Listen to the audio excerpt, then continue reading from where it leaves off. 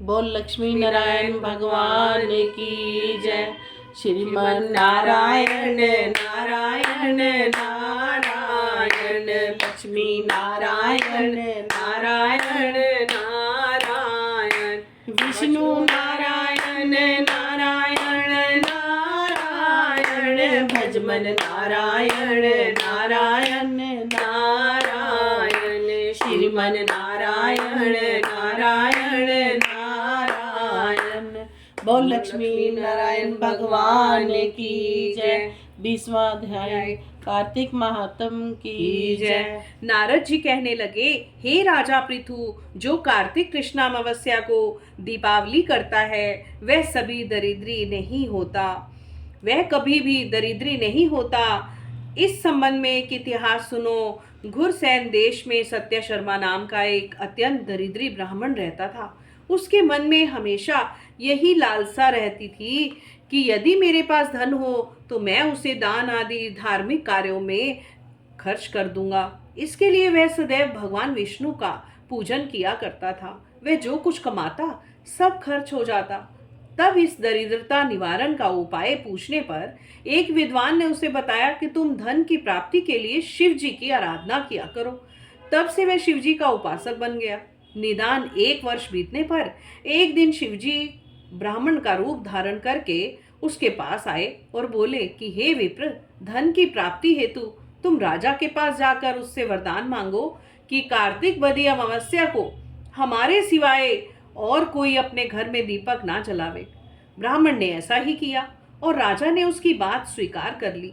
निदान कार्तिक कृष्ण अमावस्या से एक दिन पूर्व अर्थात चतुर्दशी को सत्य शर्मा ने राजा के पास जाकर उसको स्मरण कराया तो उसी समय राजा ने सारे शहर में ढिंडोरा पिटवा दिया कि अमावस्या को कोई भी घर में दीपक ना जलावे।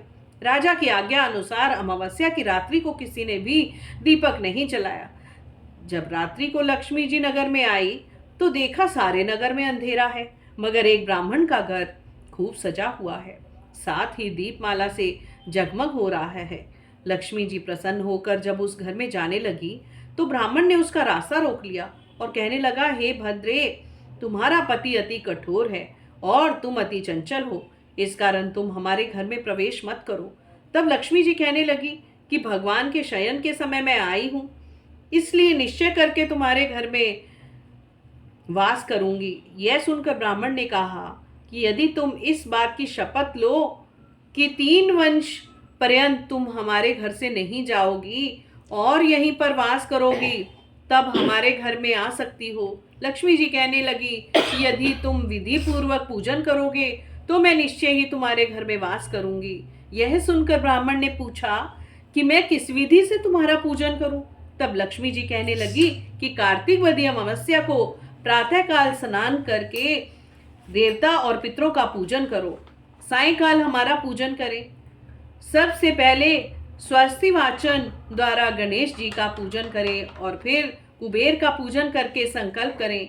इसके पश्चात लक्ष्मी जी का पूजन करें। कैसा स्वरूप है लक्ष्मी जी का! कमल के आसन पर स्थित, कमल पुष्पों की माला धारण किए, कमल जैसे नेत्र वाली, गंभीर नाभि वाली, स्तन के भार से नम्र सुंदर वस्त्र वाली, देवताओं के हाथियों द्वारा मणि युक्त घड़ों से स्नान करने वाली, कमल पुष्प हाथ में लिए ऐसी लक्ष्मी मेरे घर में निवास करे। सर्वप्रथम लक्ष्मी जी को आसन दे, फिर पाद्य, अर्घ्य, आचमन, स्नान, वस्त्र, धूप, दीप, नैवेद्य, जल, तांबूल, सुपारी, इन सब वस्तुओं को अर्पण करके नमस्कार करें, दीप जलावें और तमाम रात्रि भगवान का कीर्तन करें। इस प्रकार कुबेर और लक्ष्मी जी का पूजन करके ब्राह्मणों को भोजन करावें।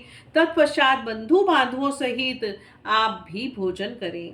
सत्य शर्मा ने विधिवत इसी प्रकार किया जिससे उसके बहुत सा धन धान्य हो गया। इसके बाद उसने अनेक यज्ञ भी किए। फिर सत्य शर्मा विरक्त होकर मथुरा जी को चला गया और वहीं पर समाधिस्थ होकर विष्णु लोक को प्राप्त हो गया। बोल लक्ष्मी नारायण भगवान की जय। ओम नमो भगवते वासुदेवाय।